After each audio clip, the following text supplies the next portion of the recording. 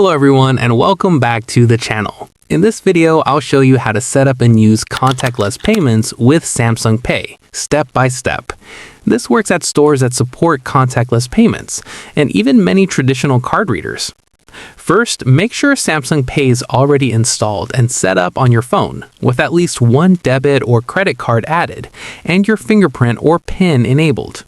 Now let's walk through how to pay in a store. Start by picking something to buy and bringing it to the checkout. When the cashier rings it up, tell them you'll be paying with a credit or debit card. You don't need to mention Samsung Pay specifically.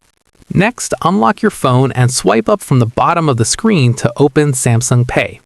If quick access is enabled, this will work even when your screen is off. You'll now see your payment card on the screen. To continue, authenticate the payment by placing your finger on the fingerprint icon, or by entering your PIN or using face recognition, depending on your settings.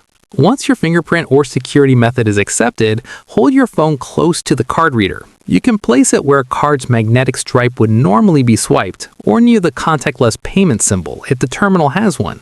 You'll notice a semicircle countdown animation on your screen. Your phone will vibrate to let you know it's transmitting the payment. When the payment goes through successfully, you'll hear a beep from the terminal. If the payment fails for any reason, don't worry. Simply unlock your phone again, re-enter your fingerprint or PIN, and try holding your phone to the reader one more time.